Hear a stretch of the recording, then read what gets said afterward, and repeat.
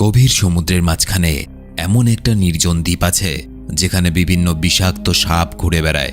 এই নির্জন দ্বীপটাতে যেই মেয়েরা ঘুরতে আসে সেই মেয়েরা নিজেদের স্মৃতিশক্তি হারিয়ে ফেলে। কোনো ছেলে যদি এই দ্বীপে আসে তার সাথে কিন্তু এরকম হয় না। শুধু তাই নয়, রাতের বেলায় মেয়েগুলোকে দেখা যায় তারা উন্মাদের মতো হাসতে থাকে এবং সামনের মাঠটাতে অদ্ভুতভাবে নাচতে থাকে। এই দ্বীপ বা আইল্যান্ডকে দেখতে নর্মাল মনে হলেও এর রহস্য কিন্তু ভয়ানক। Blink twice. এই যে মেয়েটা, এর নাম হলো ফ্রিডা। সে একজন ওয়েট্রেস এবং একই সাথে নেইল আর্টিস্ট, মানে নখের মধ্যে বিভিন্ন ধরনের আর্ট বানায়। ফ্রিডা একদিন একটা বড় ব্যবসায়ীর ইন্টারভিউ খুঁজে পায়। এই ব্যবসায়ীর নাম হলো স্লেটার। ফ্রিডা তার ব্যাপারে আরও রিসার্চ করে। ইন্টারভিউতে দেখা যায় স্লেটার সবার কাছে ক্ষমা চাইছিল। সে বলে, আমি সবার কাছে ক্ষমা চাইছি, আমি আর কখনো এরকম করব না। আসলে কিছুদিন ধরে স্লেটারের ব্যবহার খুব খারাপ হয়ে গেছিল। সে নিজের ভুল সংশোধন করার চেষ্টা করছে এবং এই জন্য, অর্থাৎ তার মানসিক শান্তির জন্য সে একটা আইল্যান্ড তৈরি করেছে। সে আইল্যান্ডে সে যখন যায় সে কখনো মোবাইল ফোন ব্যবহার করে না, সাধারণ জামাকাপড় পরে এবং সেই আইল্যান্ডটার চারপাশে গভীর সমুদ্র। ফ্রিডা তার পরের দিন কাজ করার জন্য একটা অনুষ্ঠানে পৌঁছায়। তার সাথে ছিল তার বান্ধবী, যার নাম জেস। তারা দুজনই এক জায়গায় কাজ করে।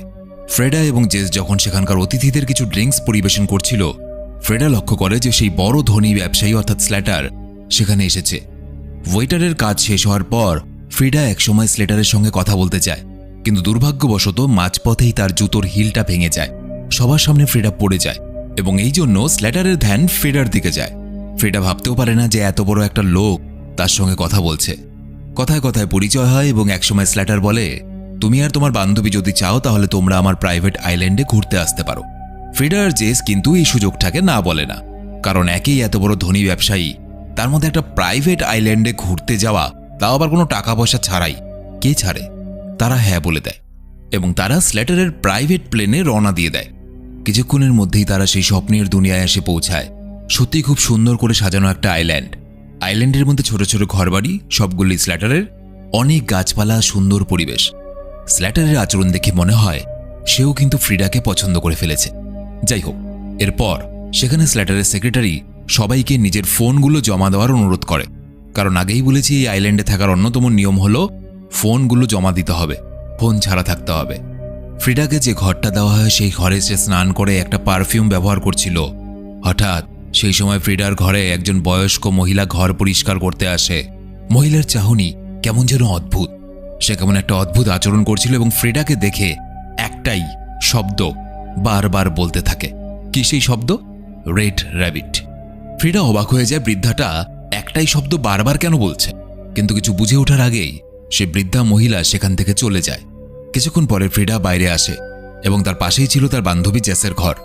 দেখা যায় এই আইল্যান্ডে শুধু তারা নয়, ছিল আরও 5টা মেয়ে এবং তাদের বয়ফ্রেন্ড। এবং অদ্ভুত ব্যাপার, তাদের সবার পোশাক একই রকম ছিল। দেখা যায় তারা সবাই মিলে জলের পুলের পাশে ধূমপান, মদ্যপান এবং আরও ওইসব করতে থাকে যেগুলো কখনো করতে পারেনি। ফ্রির খাবার পেয়েছে আর কি করবে।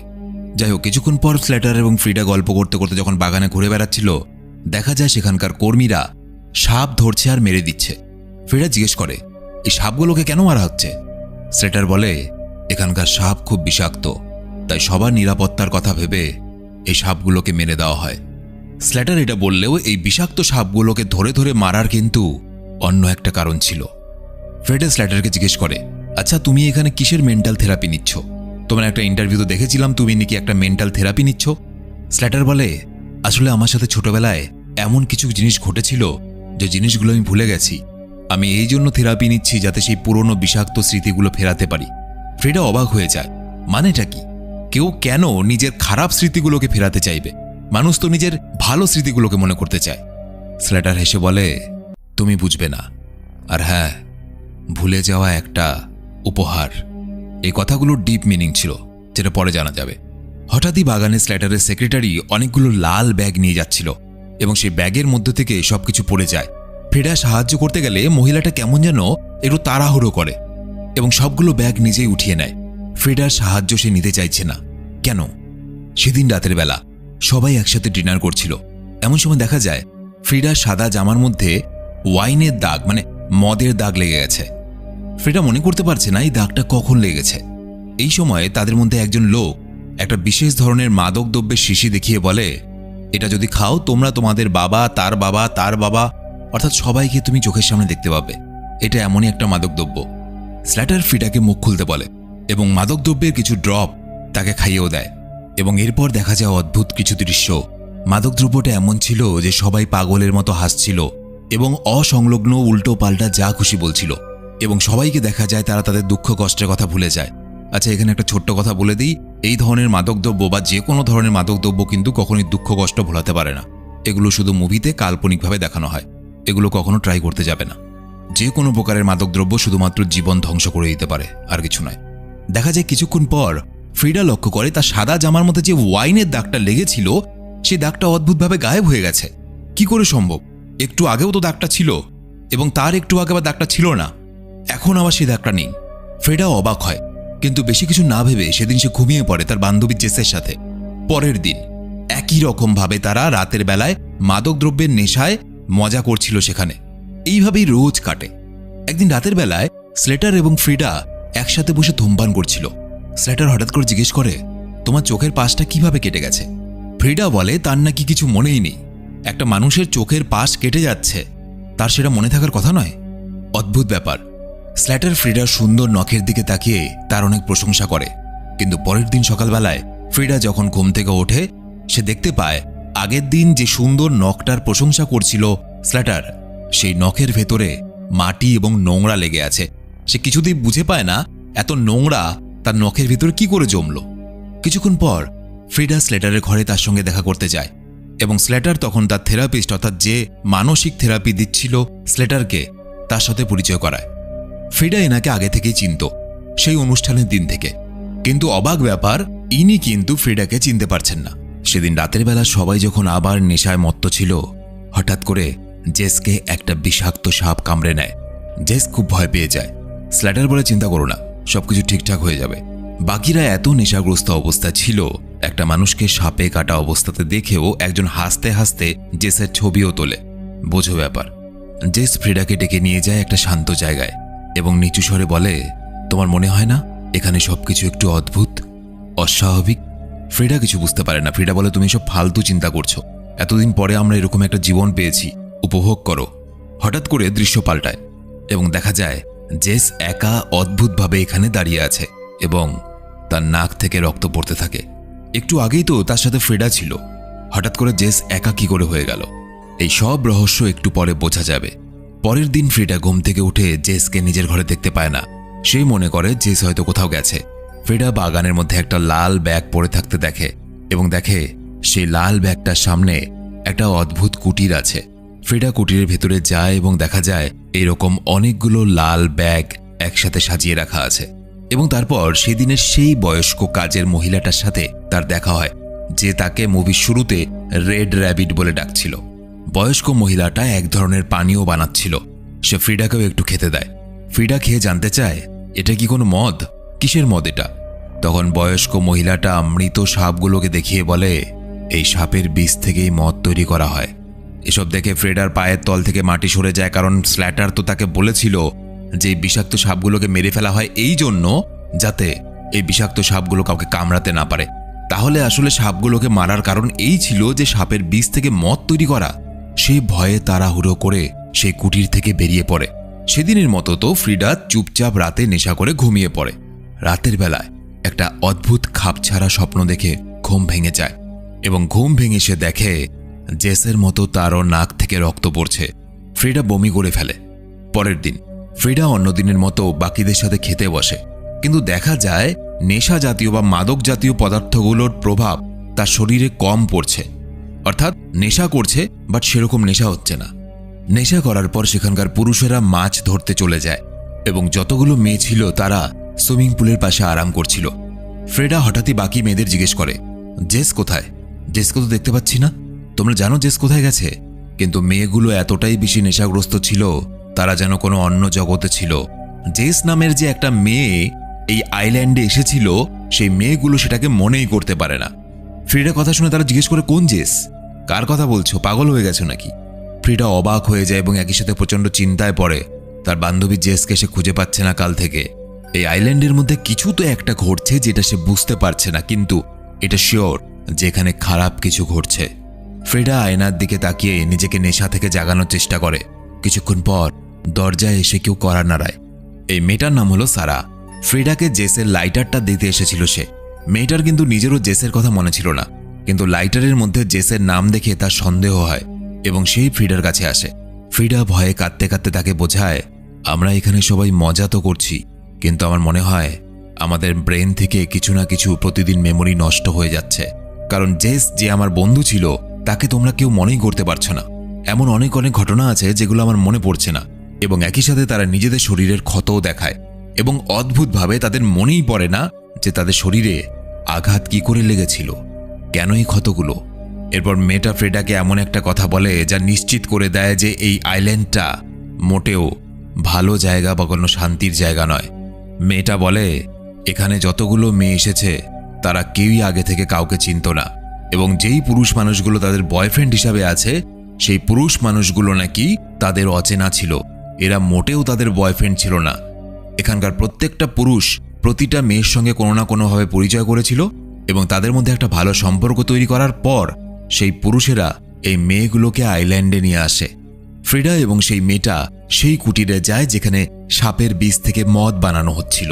তারা লাল ব্যাগগুলো খুলে সেই পারফিউমটা দেখতে পায় যেগুলো তারা প্রতিদিন স্নান করার পরে ব্যবহার করত।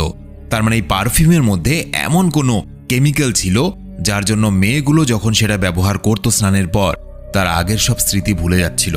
কিন্তু সাপের বিষ কোনোভাবে শরীরে গেলে ধীরে ধীরে আগেকার স্মৃতিগুলো ফিরেও আসছিল। কারণ ভালো করে মনে করে দেখো, ফ্রেডাকে ওই বৃদ্ধা মহিলা যেদিন সাপের বিষ একটু দিল সেদিন রাতের বেলা কিন্তু ফ্রেডার নেশা হচ্ছিল না। এবং একইভাবে জেসকেও কিন্তু সাপে কামড়ানোর পর সে বুঝতে পারে যে এখানে কিছু গড়বড় আছে। এসব বুঝতে পারার পর ফ্রেডা আর সারা সিদ্ধান্ত নেয় তারা এখানকার বাকি মেয়েদেরকেও সাপের বিষের ওই মদটা খাওয়াবে, যাতে সেই মেয়েগুলো ধীরে ধীরে সবকিছু মনে করতে পারে। সারা নিজে এবং বাকি মেয়েদেরকে ডেকে সেই সাপের ড্রিঙ্কটা বিভিন্ন অজুহাতে খাওয়ায়, এবং কিছুক্ষণ পরে হঠাৎই দেখা যায় সারার নাক থেকে রক্ত পড়তে শুরু করে। তার মানে তারও আগেকার স্মৃতিগুলো ফিরে আসছিল। ফ্রেডা সিদ্ধান্ত নেয় যে তার ফোন থেকে কোনোভাবে তার শহরের কাউকে যোগাযোগ করবে বা পুলিশকে খবর দেবে, কিন্তু ব্যাপার হলো তাদের ফোনগুলো তো জমা দেওয়া আছে। সুতরাং ফ্রিডা স্লেটারের ঘরে যায় নিজের ফোন খুঁজতে, এবং সারাকে বলে, যদি কেউ এই ঘরের দিকে আসে তুমি এক কাজ করবে, তুমি নেশাগ্রস্ত হওয়ার ভান করবে এবং জোরে জোরে চিৎকার করবে, তাহলে আমি বুঝে যাব যে কেউ এসেছে। কিছুক্ষণ পর সারার খুব অস্বস্তি লাগতে থাকে, এবং হঠাৎই সে দেখে ওই ছেলেগুলো মাছ ধরে ফিরে আসছে। সে কোনোভাবে নেশায় থাকার নাটক করে এবং জোরে জোরে চিৎকার করতে থাকে যাতে ফ্রেডা জলদি ফিরে আসে।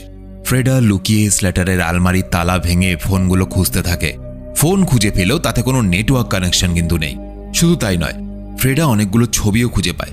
ছবির মধ্যে দেখা যায় সেখানে যে পুরুষেরা ছিল ওই আইল্যান্ডে তারা ওই পারফিউমের লাল ব্যাগটা ধরেছিল।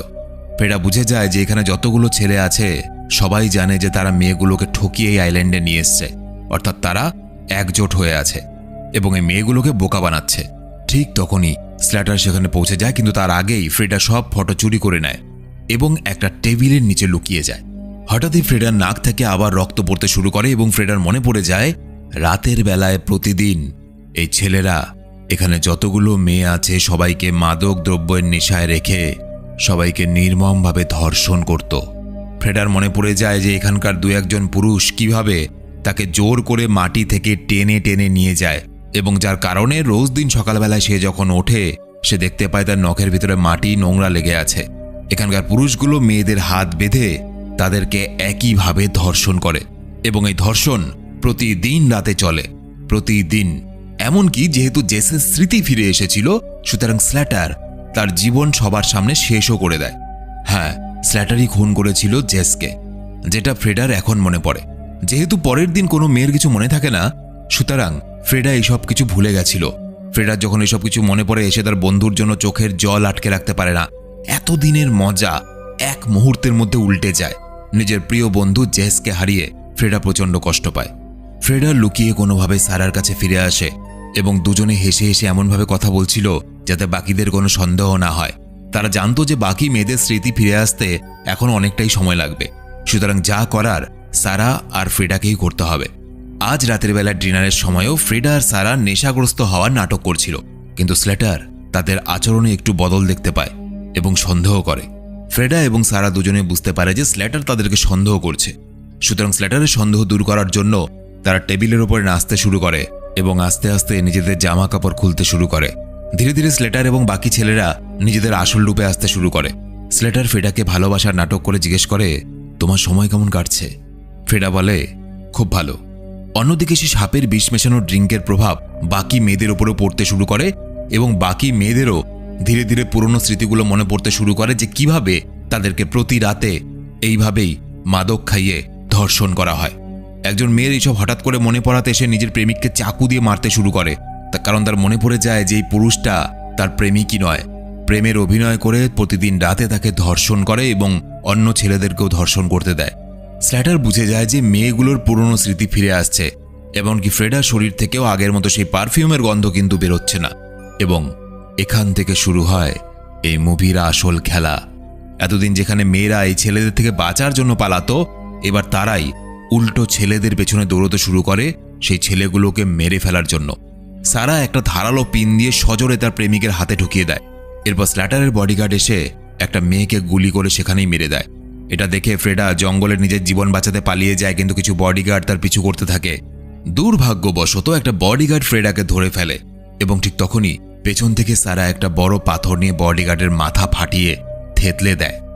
এদিকে একটা ঘরের মধ্যে স্ল্যাটার একটা মেয়েকে ধরে নিয়ে আসে এবং তার গলায় পা দিয়ে তাকে মেরে ফেলে।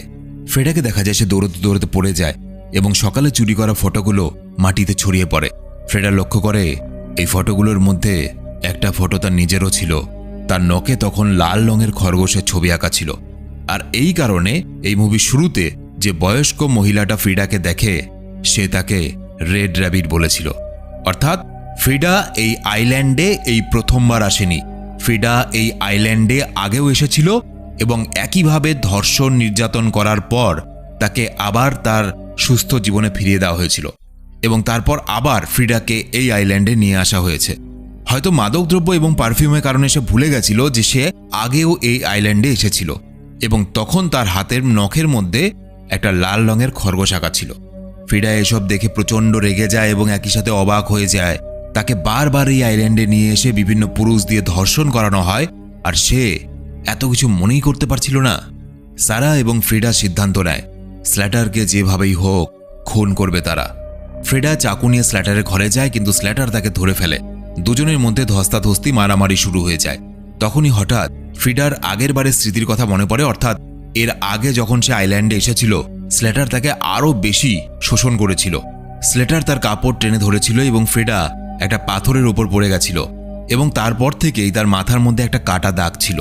স্ল্যাটার এবার ফ্রিডাকে বেঁধে ফেলে এবং বলে, তুমি তো জানো ভুলে যাওয়ার মতো উপহার আর কিছু নেই, তোমায় তো বলেছিলাম, এবং এই জন্যই এই আইল্যান্ডে তোমাকে যখন আবার নিয়ে আসা হয়েছে তুমি সবকিছু ভুলে গেছিলে।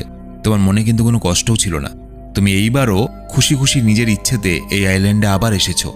ফ্রিডাই সবকিছু শুনছিল এবং লুকিয়ে লুকিয়ে একটা কাচের টুকরো নিয়ে নিজেকে মুক্ত করার চেষ্টা করে। অন্যদিকে দেখা যায় সারা দরজার মধ্যে গুলি করতে থাকে, কিন্তু দুর্ভাগ্যবশত তার বন্দুকের গুলি শেষ হয়ে যায়, তাই সে জলের নিচে লুকিয়ে পড়ে। এই সুযোগে স্ল্যাটার দরজা খুলে তাকে জল থেকে বের করে ঘরে নিয়ে আসে এবং চাকু দিয়ে তার গলা কাটতেই যাবে, হঠাৎ স্ল্যাটার অদ্ভুত আচরণ করতে থাকে এবং হঠাৎ করে ফ্রেডাকেই জিজ্ঞেস করে, আমি কে, আমি এখানে কি করছি, আর সবাই এখানে এইভাবে পড়ে কেন আছে? অবাক ব্যাপার, যে মানুষটা একজনের গলা কাটতে যাচ্ছিল সে হঠাৎ করে নিজেকে নিজে চিনতে পারছে না। এর কারণ হলো ফ্রিডা যখন সেখানে পড়েছিল সে চালাকি করে স্ল্যাটারের যে সিগারেট ছিল বা সিগার ছিল সেটার মধ্যে ওই পারফিউমটা মিশিয়ে দেয়, যে পারফিউমটার জন্য মেয়েদের স্মৃতিশক্তি নষ্ট হয়ে যাচ্ছিল। এবং এই সিগারেটটা যখন স্ল্যাটার টানছিল তখন আস্তে আস্তে সে নিজেও সবকিছু ভুলতে শুরু করে এবং দেখা যায় এই সময় একটা মোমবাতির আগুনে পুরো বাংলোতে আগুন ধরে যায়। ফ্রেডা এবং সারা সেখান থেকে বেরিয়ে পড়ে এবং অদ্ভুত ব্যাপার, স্ল্যাটারকে কিন্তু তারা মারে না, স্ল্যাটারকে তারা খুন করতে পারত, এমনকি সেই আগুনে জ্বলন্ত ঘরের মধ্যে স্ল্যাটারকে ছেড়েও দিতে পারত, স্ল্যাটার এমনি জ্বলে পুড়ে মরে যেত, কিন্তু তারা স্ল্যাটারকে বাইরে নিয়ে আসে। সারা ফ্রিডাকে জিজ্ঞেস করে, তুমি ওকে বাঁচিয়ে কেন নিয়ে এলে? তাহলে কি আমি যেটা ভাবছি সেটাই করতে যাচ্ছ তুমি? ফ্রিডা বলে, হ্যাঁ আমি সেটাই করব। এরপর কয়েক মাস পরে দৃশ্য দেখানো হয় যেখানে আবার একটা বড় অনুষ্ঠান হচ্ছে, একটা পার্টি, এবং সেই পার্টিটা সমাজের বড় বড় শক্তিশালী বিজনেসম্যানদের জন্য বা শক্তিশালী মানুষদের জন্য। ঠিক আগের বারের মতো এবারও সাইকোলজিস্ট স্ল্যাটারের সঙ্গে দেখা করতে আসে, কিন্তু স্ল্যাটার তাকে চিনতে পারে না এবং দেখা যায় স্ল্যাটারের স্ত্রীকে, এবং স্ল্যাটারের স্ত্রী আর কেউ নয়, সেটা ফ্রেডা ছিল। স্ল্যাটার সবকিছু ভুলে গেছিল, শুধুমাত্র নিজের স্ত্রী ফ্রিডার কথা মেনে চলছিল। ফ্রেডা যা বলছিল স্ল্যাটার তাই করছিল। ফ্রেডা সেই সাইকোলজিস্টকে তার কাজের থেকে বের করে দেয়। সে চায় না স্ল্যাটারের আর কোনো মানসিক ট্রিটমেন্ট হোক। আসলে ফ্রেডা সেখান থেকে স্ল্যাটারকে বাঁচিয়ে নিয়ে ফেরার পর সে আস্তে আস্তে সেই মাদক পদার্থটা দিয়ে প্রতিদিন স্ল্যাটারের মেমোরি থেকে অল্প অল্প করে স্মৃতি মুছতে শুরু করে এবং স্ল্যাটারের সঙ্গে ভালোবাসার নাটক করে স্ল্যাটারকে বিয়ে করে নেয় এবং তারপর সে স্ল্যাটারের বিশাল সম্পত্তির মালিক হয়ে যায়।